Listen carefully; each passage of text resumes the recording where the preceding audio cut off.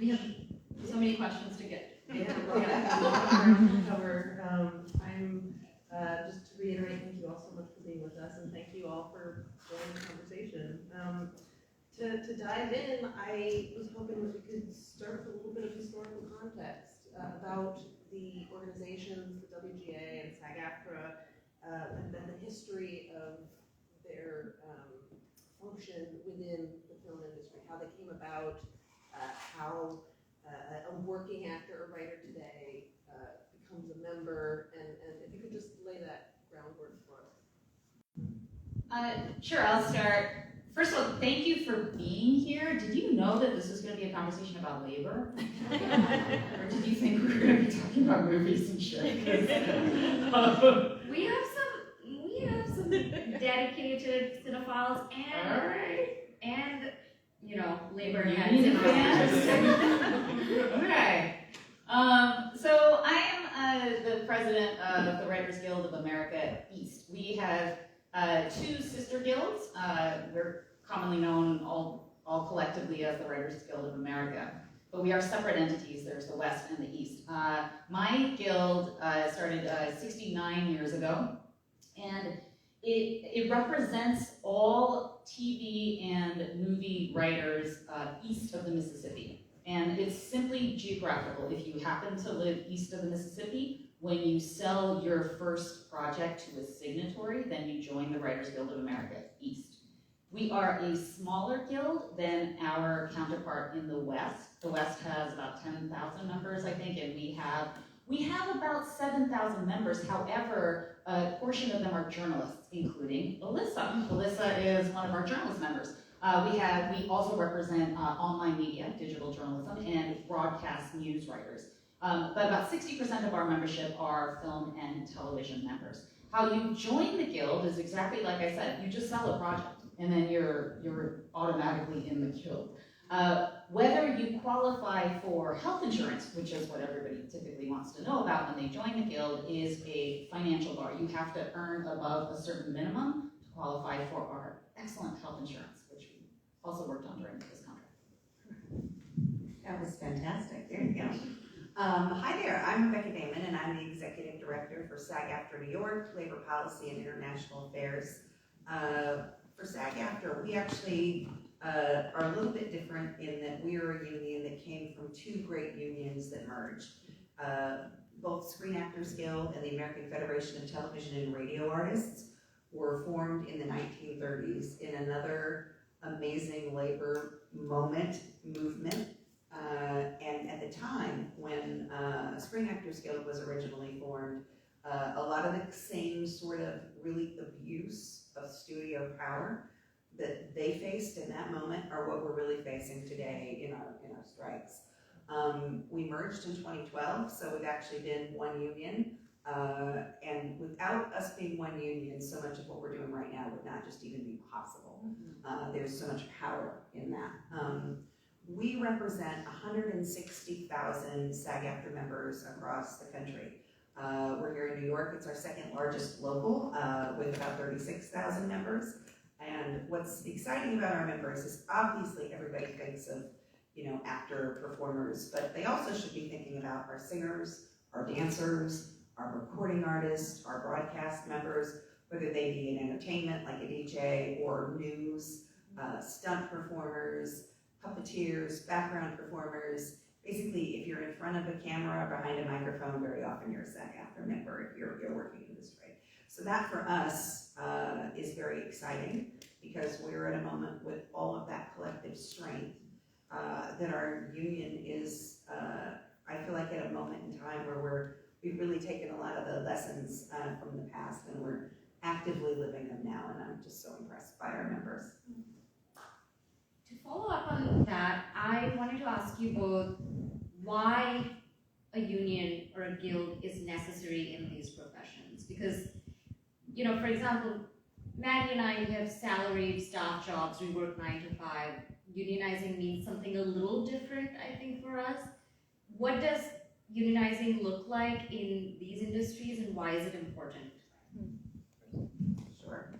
I think everybody needs a union. So I'm going to come at this Everybody needs a union because that is the only equalizer in power. We are living in a world with these huge conglomerates where CEOs make more money in a day than most people will ever see in a year or in 10 years or in their lifetime. I mean, we are in such a moment where I've always believed in the labor movement and our board deeply believes in it, but I think the country is starting to understand on a new level what it means to be in a union. First off, in our case, for our members, many of them come to this, and it's probably similar in the Writers Guild too, people don't do this because they have to, they do it because they love it. And they love it so much that it is their life stream. And when you are pursuing your life stream, that is one of the most easy groups for people to take advantage of. The passion tax. Yes, yes. But because you were pursuing your life stream doesn't mean that you don't still deserve, need, and have a right to all those basic things.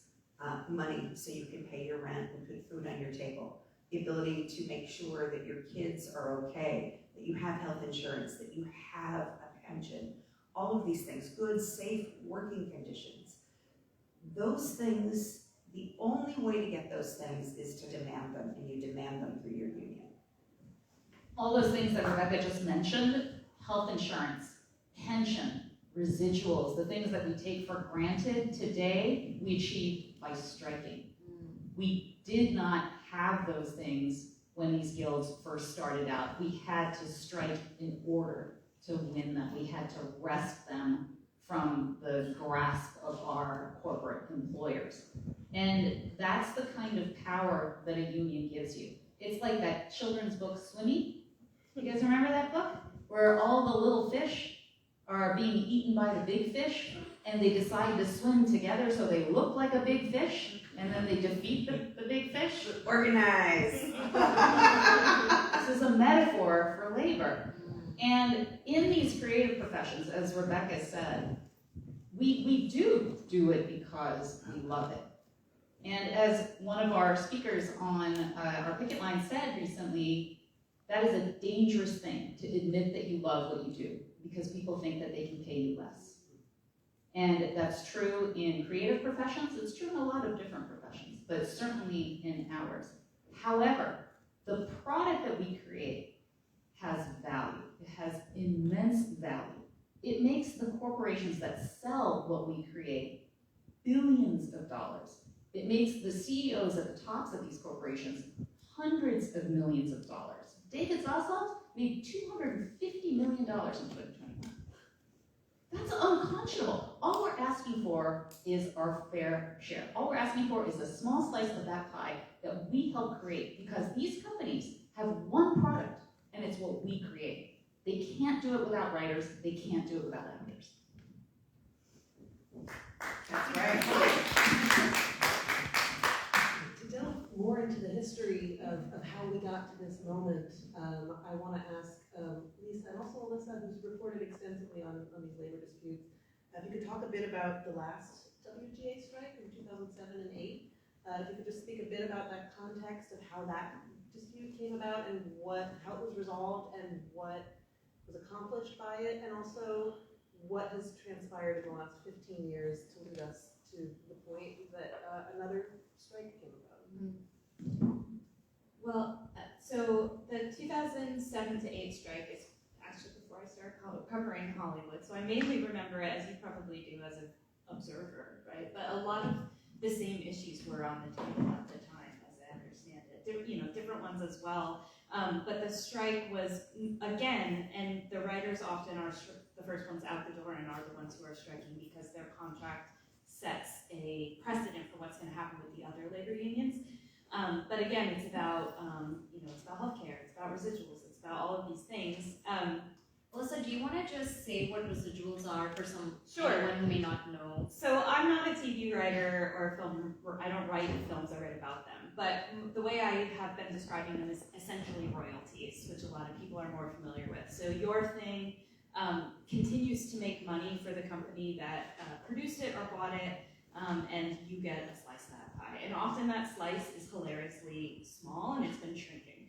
If you watch people post their royalty checks on Twitter sometimes, and it's like $2 if they're lucky, right? 2 cents. 2 cents, right?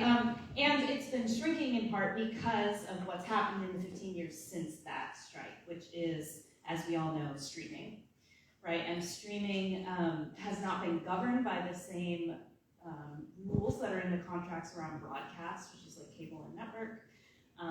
And also lots of things have sort of been, from where I sit, looks like invented to get around those rules, right? The less you can afford, the less you can pay labor, the more you can take in. And there's also been an incredible amount of outlay on the part of the studios to create a lot of this streaming content, and people are not getting paid for that. So if you, for instance, if you're a writer on Friends, like you're getting a decent royalty check, I would imagine, right? Or sorry, residual. I read books, so this is in my head.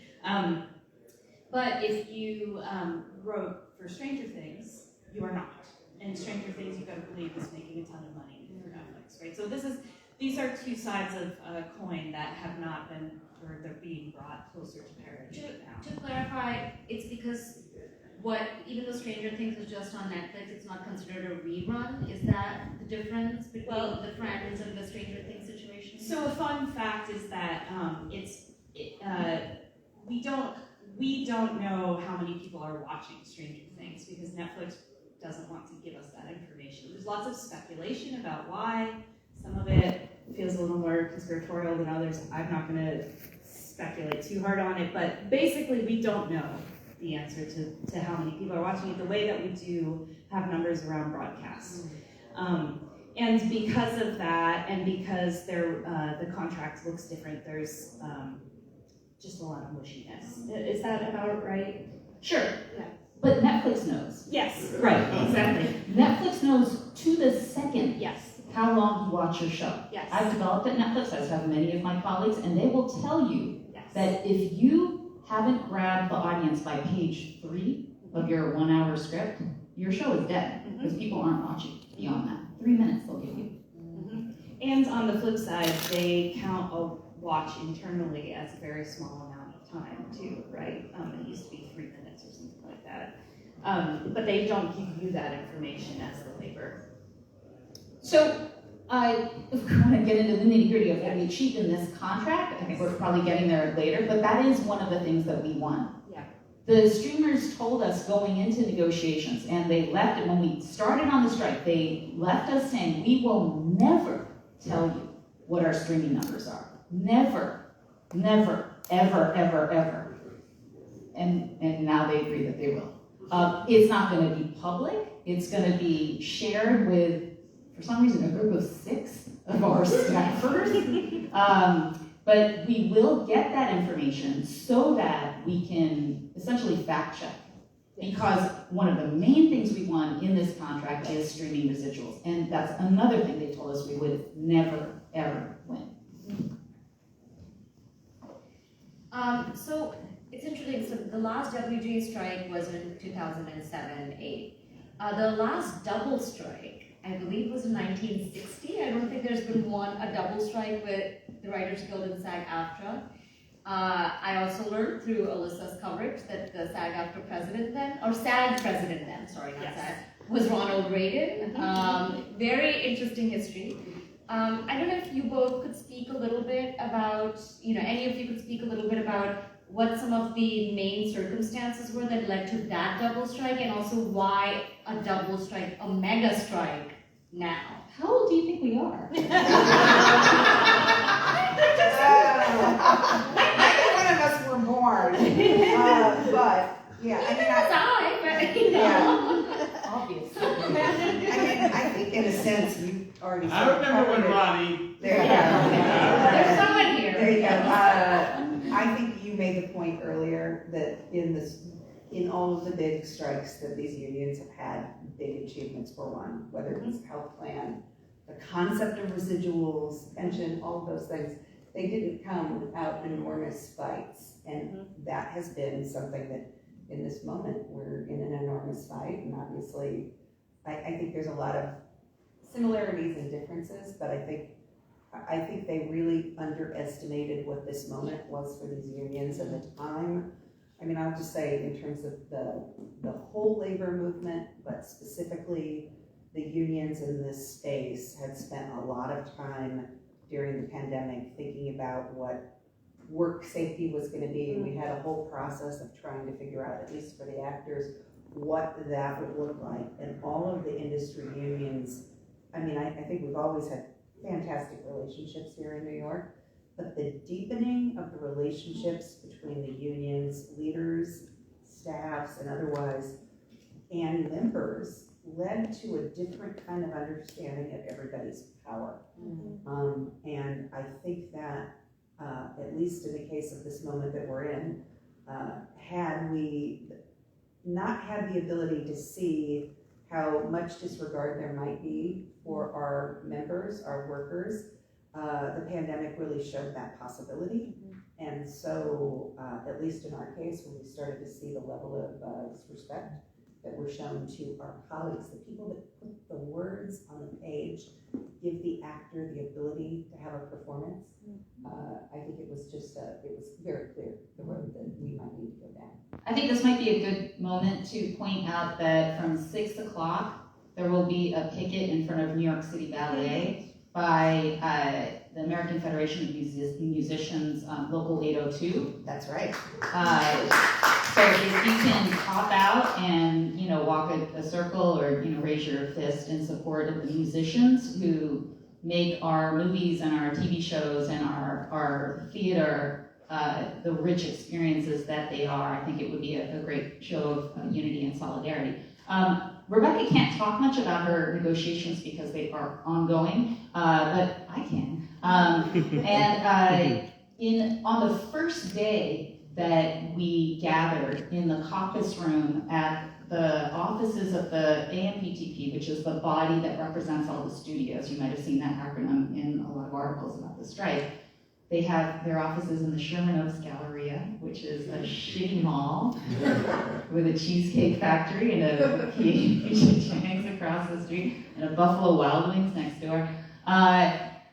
We walked in and there was this beautiful woman who came in, and I thought, is she an executive? Is she an actress?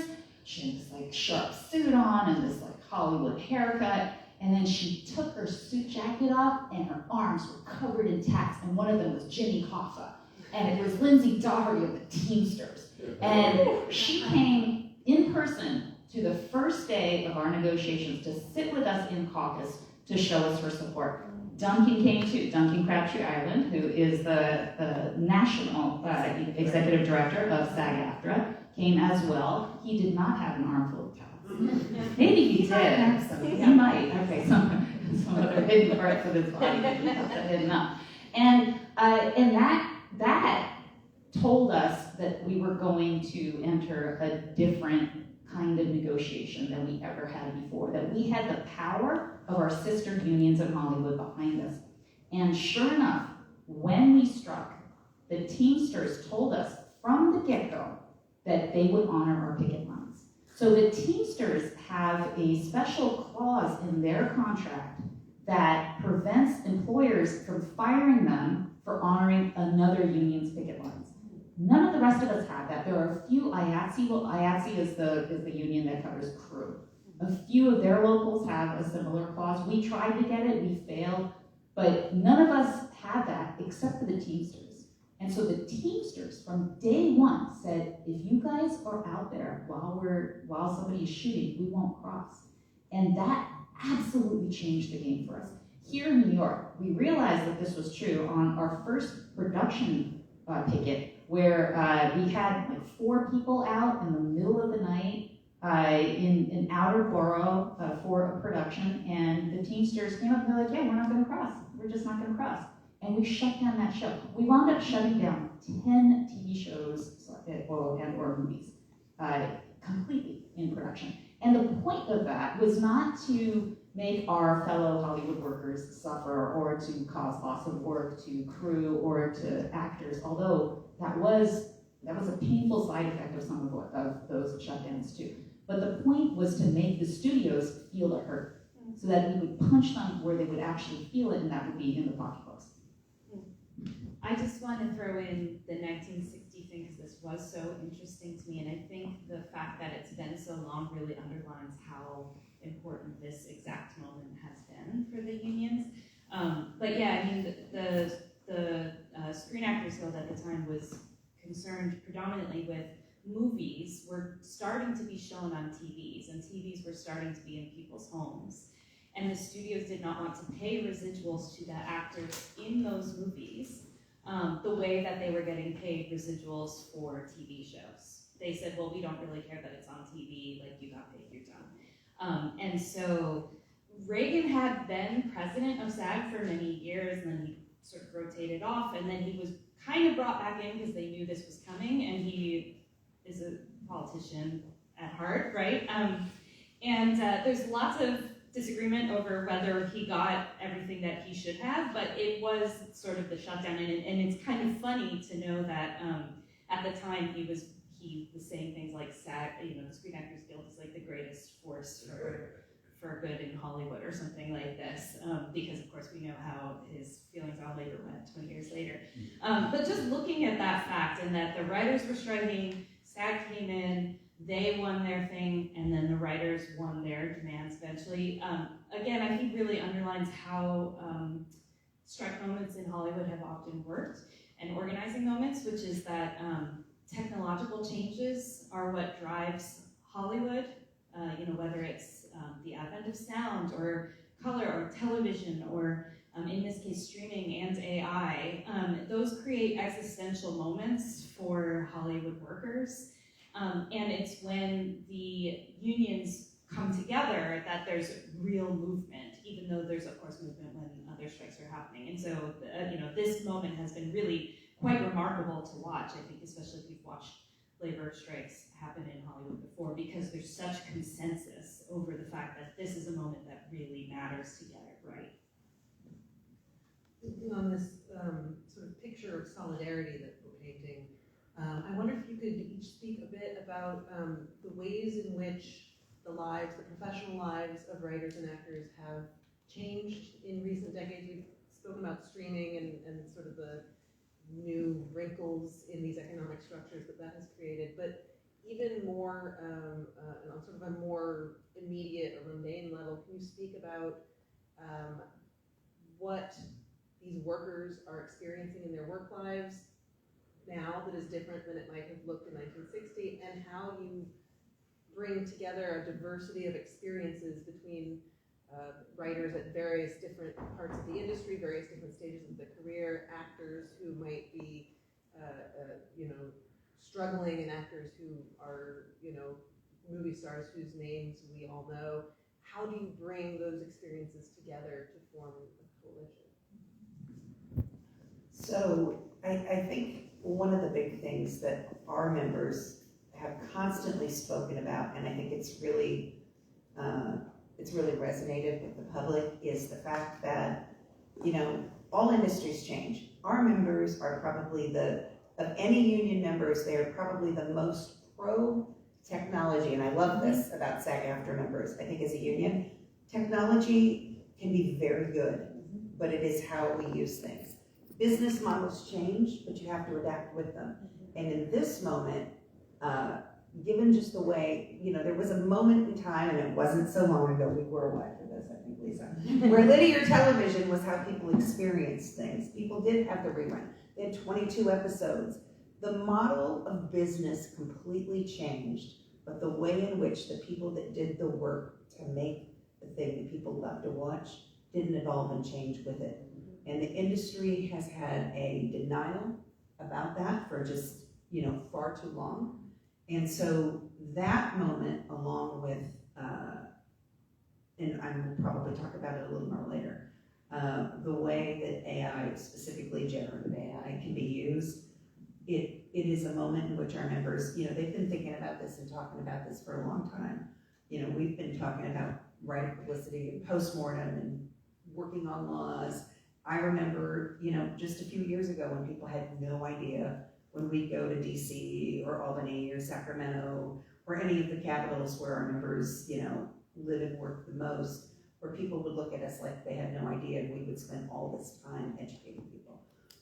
All of our members, whether they are the highest profile star or anything in between, whether it's a background actor that's concerned that they're going to be scanned one day and get 1 day of pay, or whether you are top of the call sheet number one, understand that this is a moment where we have to make a decision, and it's a big decision. Are we going to let the technology aid us, or are we going to let ourselves fall by the wayside? Do we want to have our own moment where we've got our own Battlestar Galactica because we allowed it to happen? And so I think that was a hugely, amongst many other things, uniting moment for our members. I think in their bones, they understood that this was a point where they needed to take a stand. Our national board united in this, our negotiating committee, our membership with such a high ratification. People understood that no matter where they fell in the spectrum, that they needed to make this decision to stand together, to stand with their writers, to do all these things. Because if we didn't do it now, the ability to do it later does not, it's now. Some issues are universal, right? And universal, I mean, not just among the sister entertainment unions, but really among all workers, not even just American workers, but globally. And I do believe that AI is one of them. AI is, we're just saying in the green room, it's coming for y'all, like everybody, right? Every line of work will be affected by AI. And I do think that that's one of the stories of this hot labor summer, is that we got the world talking about the same workplace issues, the same issues that affect all of us in whatever line of work we do. And certainly this scary but cool, question mark, technology is one of them. I think one of the galvanizing moments of this summer was when Duncan Crabtree Ireland came out of the negotiations, the failed negotiations in which the studios had refused to meet the actors' demands, and he told the world that one of the things that the studios proposed doing was paying background actors a day rate and scanning their image and then owning that image forever in perpetuity across the universe. I think was an insane batshit language, right? And they want to make sure, like, if we get to Mars, they can still air they it. still own you.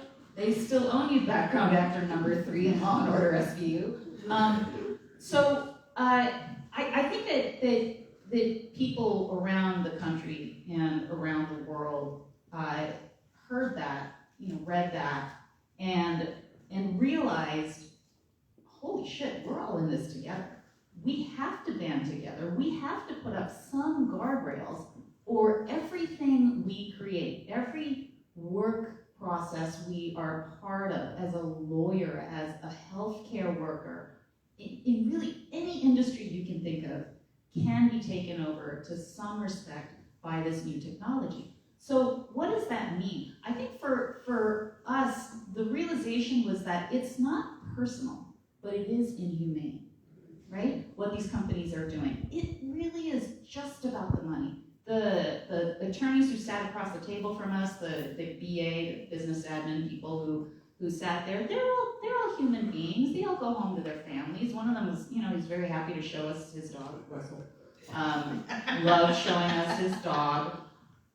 But they really just care about the money. And they don't care about the people. And that's what this strike, I believe, was about, was showing that people matter. Absolutely. I just want to throw in a couple of the observable things that a lot of us probably see in our viewing habits that are like directly affecting members. The length of seasons of TV shows has shortened drastically, and you know this. Like, what shows have 26 episodes anymore that anyone like watches or talks about? Like Young Sheldon, I guess, right? But it's generally they're very short.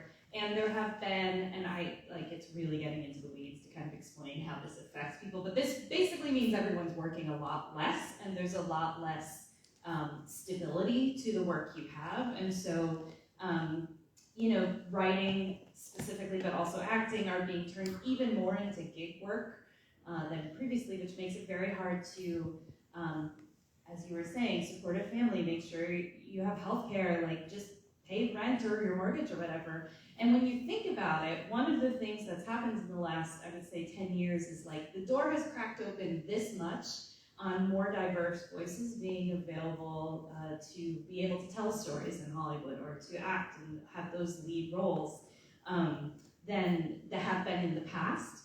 And when you make it harder to make a living in the business, then that means that the people who can afford to get in the business and stay in it long enough are often the ones who are coming from places of like immense privilege or connection to wealth, or just kind of have some way of supporting themselves, not entirely, but largely. And I see this in media. This is what's true of media as well. And it accounts for the like giant lack of diversity we have in film criticism, if nothing else, right?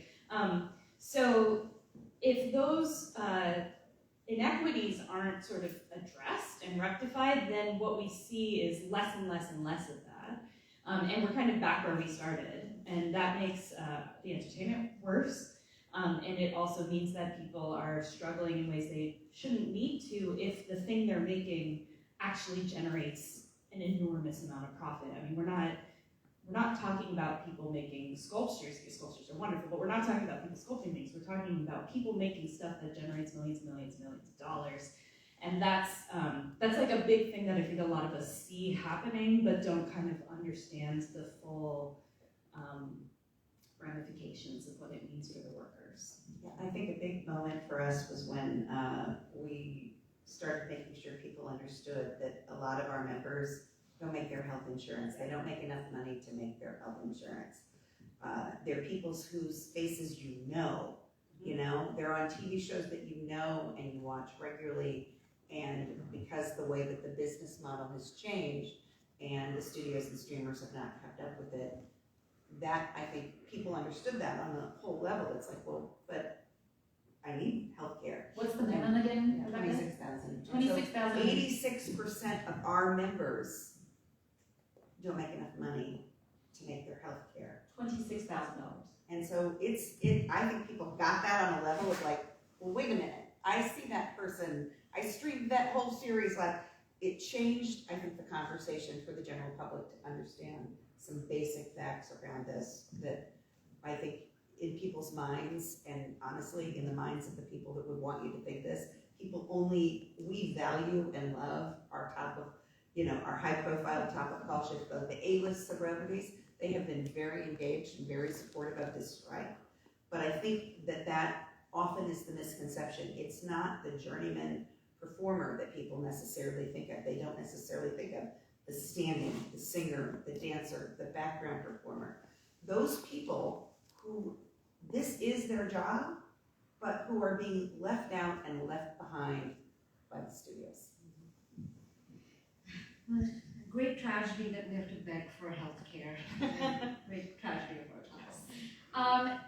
One last question before we open it up to the audience. Lisa, could you talk a little bit about the major wins that you feel the public should know that have come out of your strike and negotiations? I know, Rebecca, you can't be specific, but maybe you could also speak broadly about what you would like to see in this industry in the future, as broadly as you need to. But Lisa, maybe you could start us off. Sure, I'll take them in sectors. So in streaming, we got the transparency that I just told you about. We got streaming residuals, improved streaming residuals. We in television got protections around writers' rooms. You might have heard or read a lot about that, but we got guaranteed minimum numbers in writers' rooms.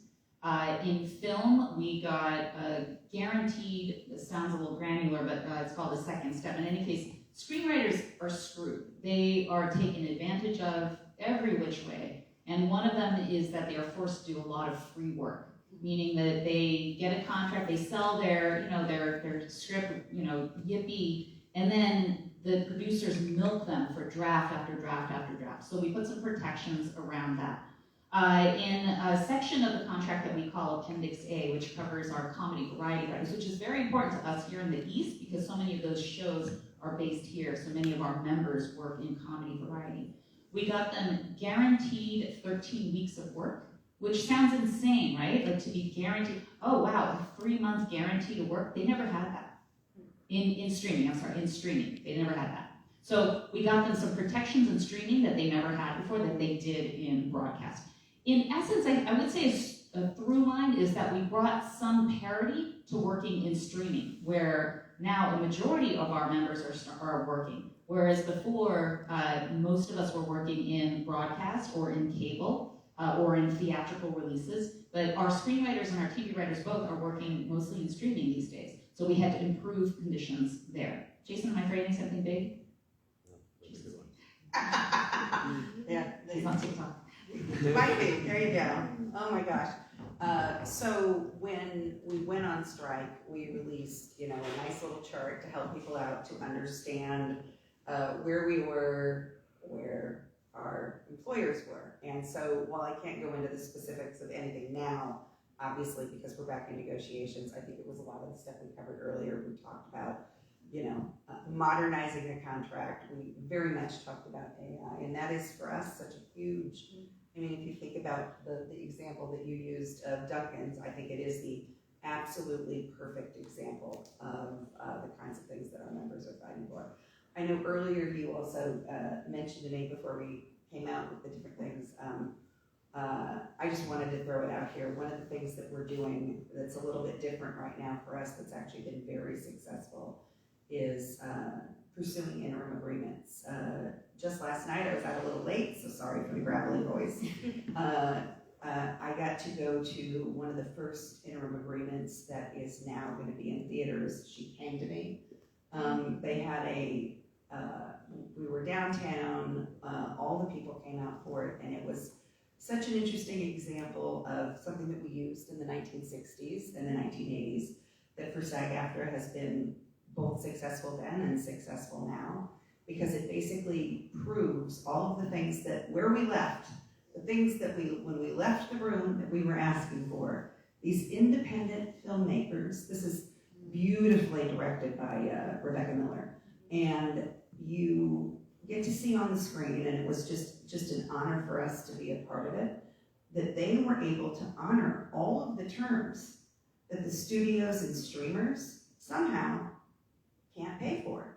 This independent, beautiful movie, she came to me, and you can go see it with a happy heart because they did it under the union interim agreement, under SAG-AFTRA's interim agreement, and you can see it with that, and you can both enjoy a great film, but you also get to think about how this business model is so diverted away from, it is possible to make something where workers are fairly paid, and at the center of that, the people that make the art actually get to participate, which is a very exciting thing for us.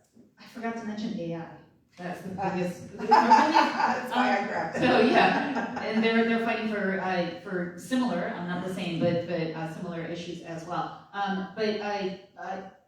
Publications like the Wall Street Journal, like the New York Times, and sort of moderate publications are saying that the WGA showed the rest of labor how to handle AI. And how we did that is that we didn't reject it outright. We didn't say, you can never use AI, right? Because this technology is here. It's not even coming, it's here. So how did we put guardrails around it so that we are protected, our work is protected, and that we're compensated? And how we did that is that we asked that and got that that AI could not be considered original material, right? So a writer always has to be a human, which sounds bonkers, but that is actually in our language now. It has to be a human writing it. And what was happening, what was happening before the strike and why it became a big deal is that producers and studios were already coming to our members and saying, we have a shitty script that AI spat out, and we want to hire you at a lower rate to do a rewrite.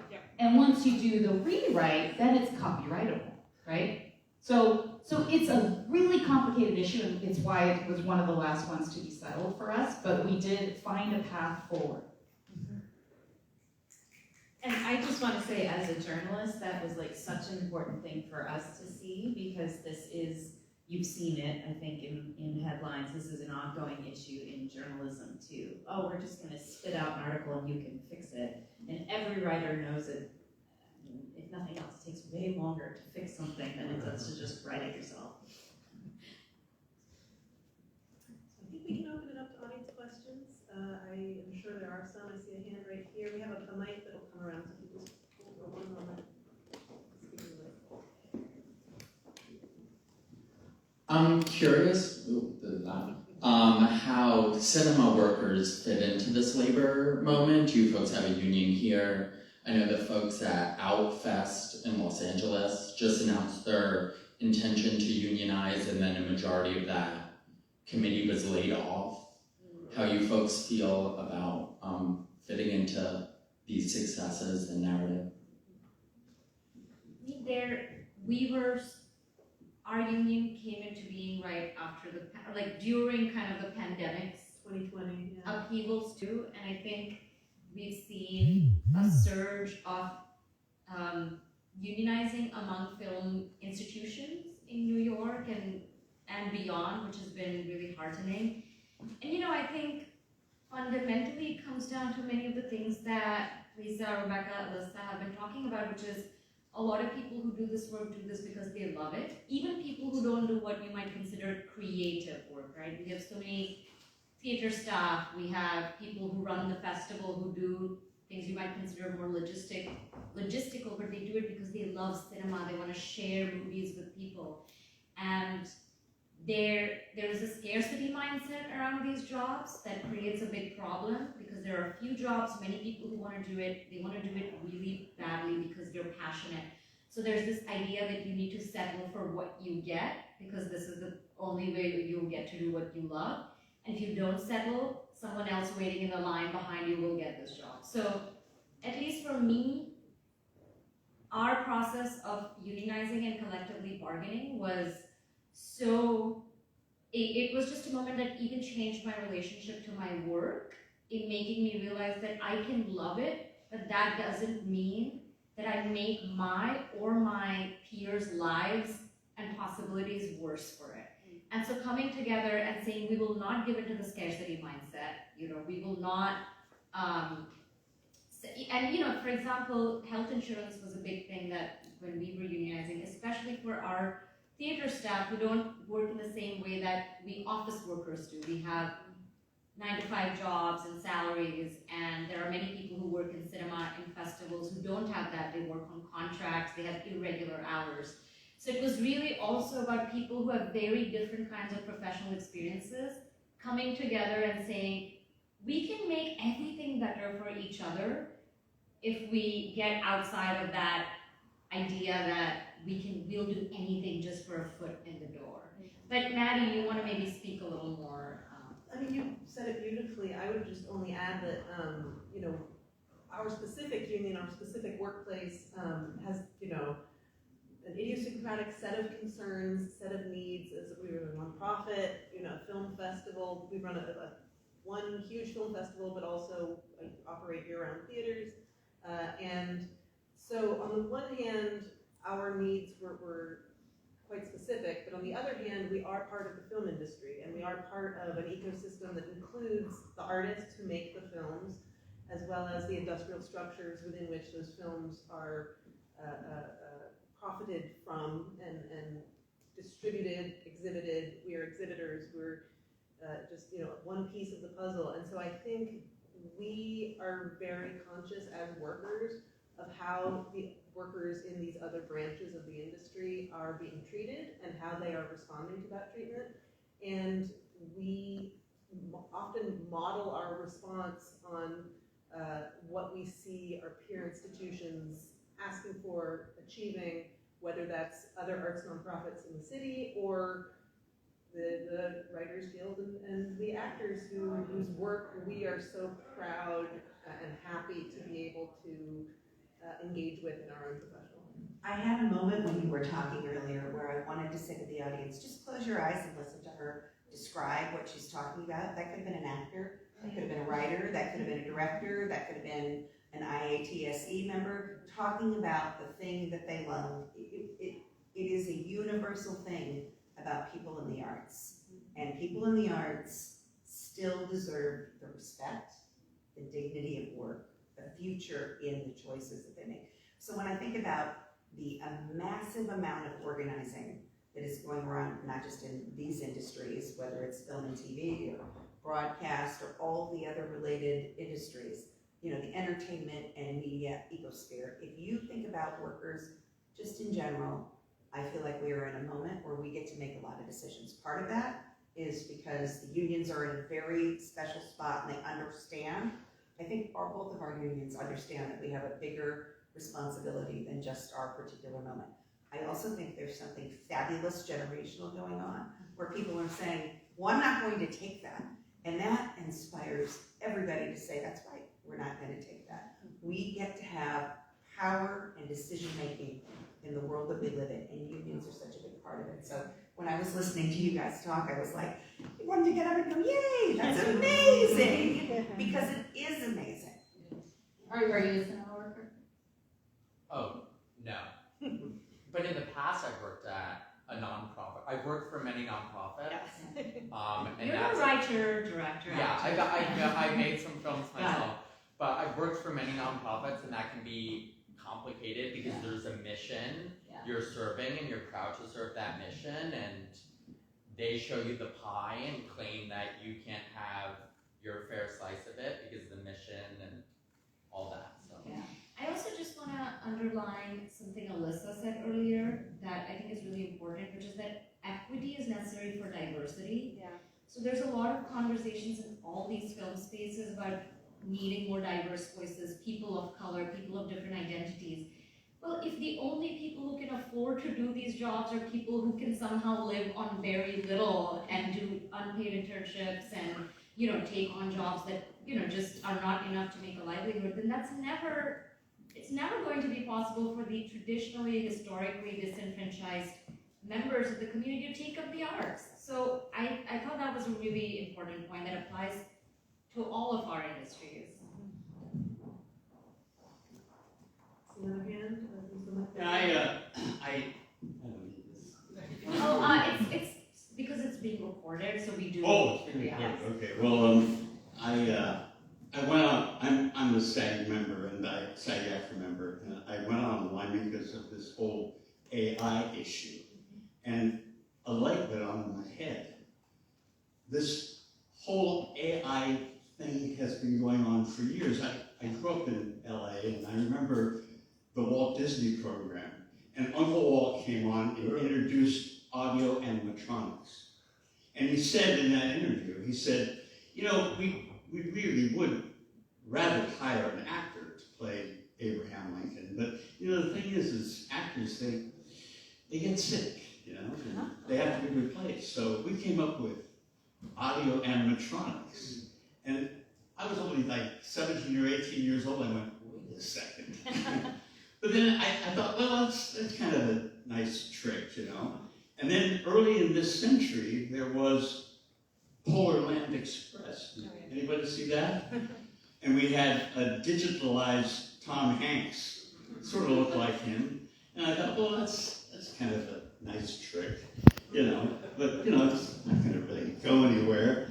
And then, right over here at Walter Reed, I saw Listen to Me, Marlon, which was a documentary made by his family, and it was produced through their agreement.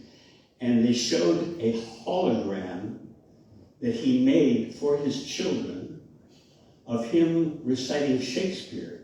His head is revolving around so that his children... That's gonna come up in my nightmares. His family can regenerate him. And so the reason I went out on the line, not only for the Writers Guild, but for the actors, is because there will be young actors who will want to come to New York and be the next Marlon Brando or the next Meryl Streep, you know, and the producers, the money men will say, we already got that, we got a hologram of them, we've got them scanned, you know, do something else, you know. So that's that's something to think about. I mean, it started out as sort of a nice little trick, and now it's become a reality. So, solidarity. There was a movie called The Congress from, what year was that? It's like super, well, it read really bizarre when I saw it in, I want to say 2015 or something like that. It's not long ago, in which Robin Wright plays an actress in the very near future who, I can't remember all the details, but basically she's trying to sell, the studio wants to buy the rights to her and her image and sort of use her in perpetuity. And then it goes, it's a great movie, you should definitely watch it, but it's very bizarre. But at the time, 7 years ago, I remember watching it and thinking, like, well, this is weird, this is never gonna happen. And then that was precisely what the plan was. And not just with actors, but also with writers. And you have to assume, you know, at that point, do you need directors anymore, or do you just need project managers? Like, are we just creating software companies here? That should scare everybody. And I'll say, as someone who's been like writing and talking about this for months now, many people have said to me, well, like, AI will never be as good at things as humans, so we don't have to worry about it because it'll just be a gimmick, and it'll fall away and things will go back to normal. And what I keep trying to remind people is that about 10 years ago, a thing happened in my industry that has been referred to as the pivot to video, where journalism was pretty much gutted in order to move towards video on Facebook's platforms and its algorithms, whatever. Then we found out that Facebook was lying to us about the data and how, you know, the statistics, how many people were seeing it. But by the time the correction started, it was too late.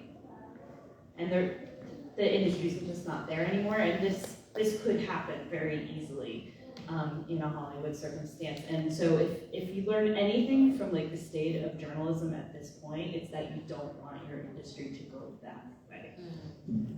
Yeah, and for us, you know, issues around what you mentioned about coming on the line, like just basic compensation and consent around the choices that you get to make around yourself, right? And it's just basic human dignity. You spend a whole life building up a career towards what you want it to be. You have to have the ability to have really true, informed, meaningful consent to what that looks like, yeah. I saw it on a picket sign. For writers, we said, they're stealing our words. And for actors, it said, they're stealing our faces. Mm-hmm. And that's something that's really visceral, and I think really spoke to a lot of people.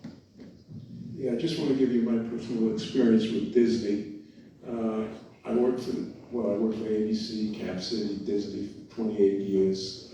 I'm retired for quite a while. In 1980, I started. We had 1,100 full-time technicians in New York on 67th Street. When I left in 2008, it was whittled down to 200. Wow. We were locked out for 11 weeks about 20 years ago. Disney is ruthless. I mean, they got rid of our health insurance during Thanksgiving of that year. Ivor's attitude hasn't changed. His attitude then was, well, you don't understand the business. You know, he proceeded to leave about 3-4 years ago. He came back distressed that the stock is worthless at the moment. These people think they know what they're doing, but they're just greedy to a great extent. We unfortunately got decimated because of computers. They managed to convince our union during the lockout that they had jurisdiction of computers. And you know, everything is done by computers. So we lost a lot of the territory that we had that gave us really a decent income. It was a 52 weeks a year work. Now it's all freelance. If you don't get along, you're out the next day. Anyway, keep the good fight. Thank you.